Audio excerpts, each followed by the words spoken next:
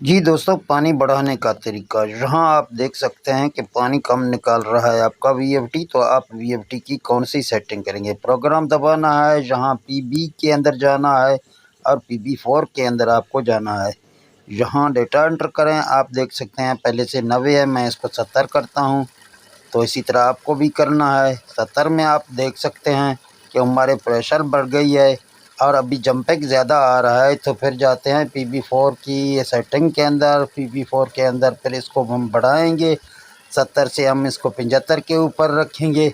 यहाँ हमने 75 की है और आप देख सकते हैं कि हमारे प्रेशर इसी तरह आहिस्ता आहिस्ता से बढ़ जाएगी। और जाते हैं इसको 80 के ऊपर रखेंगे।